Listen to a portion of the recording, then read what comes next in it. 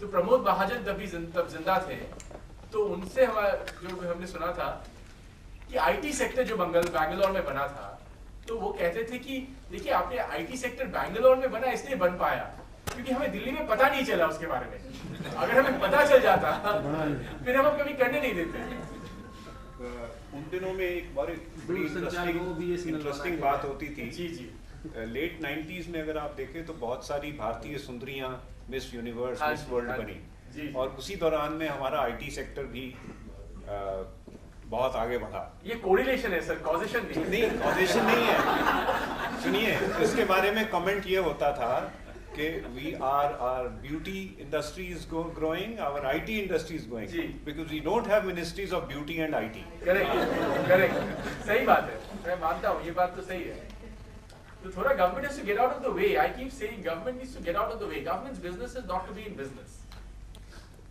The government's business is to facilitate and create the ecosystem. ये तो नया प्रश्न पैदा हो गया। हम बिजनेस में बड़े बाहर से आ रहे हैं, उनको बहुत प्यार से यहाँ बुलाते हैं, 2-4 साल तो उसको किसी चक्कर में फंसा देते हैं।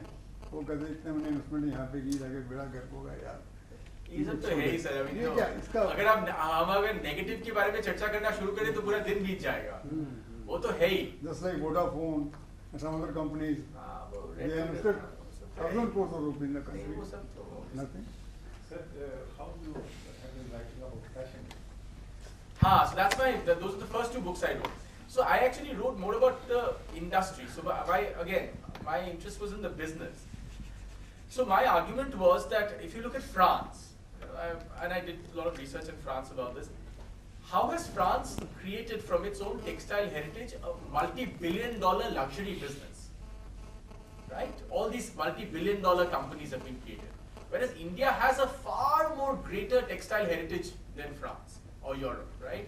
But we have failed to create one large company. Forget even a national company. National तो छोड़ ही दीजिए। There are French companies who come to India, वो हाथ का काम करा के चले जाते हैं, वहाँ पे बेचते हैं उनके लेबल लगा के, right? और यहाँ पे नहीं हो पाया है।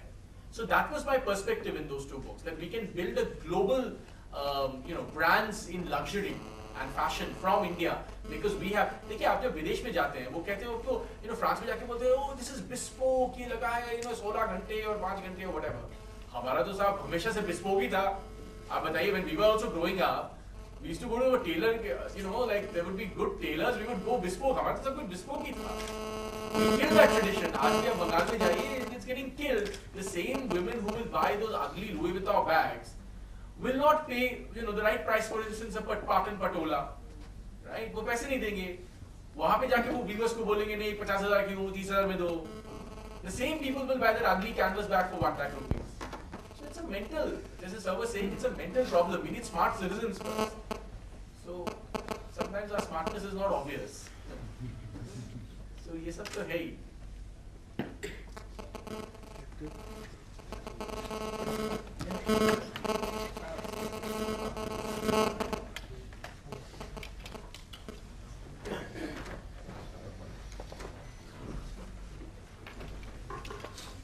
So good afternoon, friends and all distinguished participants.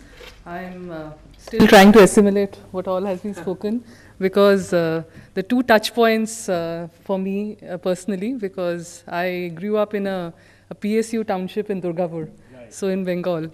And for me, the focus, one can imagine how the entire mental mindset for a secure job.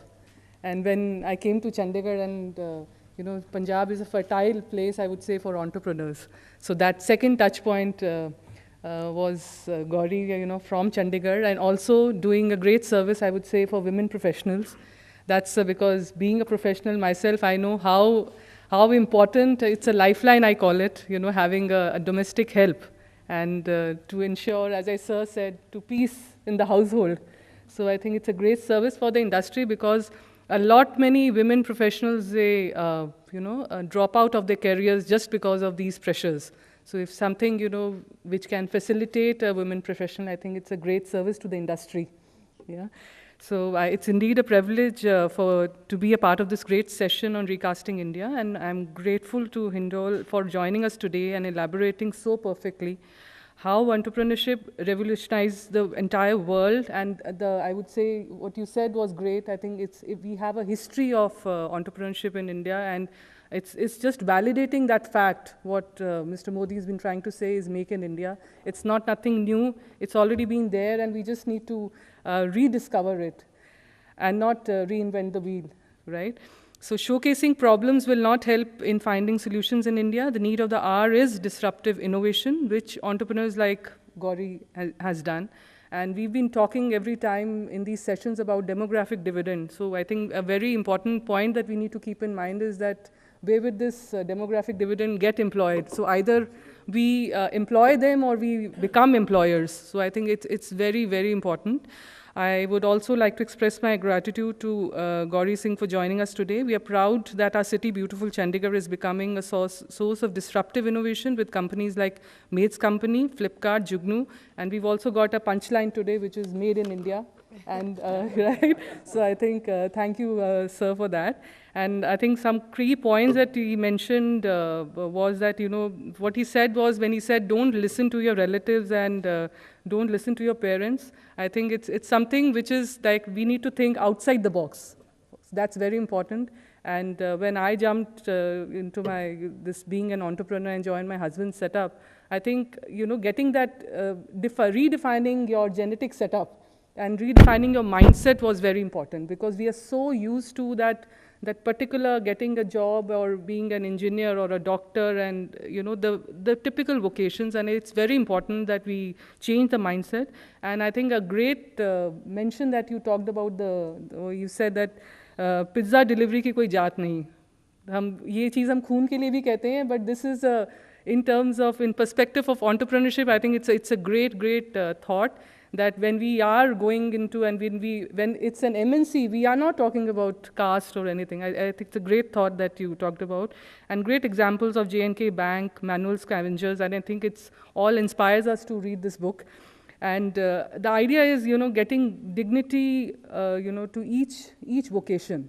It's not that if you are, जैसे it's very rightly said that India में अपना काम कोई वही खोलता है जिसको नौकरी नहीं मिलती.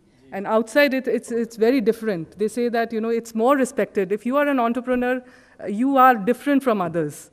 So I think with those thoughts, I think it's a great book, and we all should be. I think I'm quite excited to read about it. And thank you, Amarveer sir, for joining us today and extending your patronage. And I think giving us that important word, smart citizen. And while the whole world is talking about smart cities, and I think we need to talk about smart citizens, and each one of us can do a bit in that. And I would request Gauri also that in future to engage with our youth in Chandigarh through YI Chandigarh and mentor them to become entrepreneurs. We have engineering graduates, and we do keep getting people like that. And I think, you know, your thoughts would really inspire them. And I would also thank Shulini University and Chandigarh Literary Society. And I would also thank Mr. Vora from Chandigarh Management Association. Thank you all participants for making it so interactive. And Hindol's book, Recasting India, is available outside, and he would be happy to, you know, sign it for you. So may I invite each one of you to join us for a cup of tea. Right? Thank you.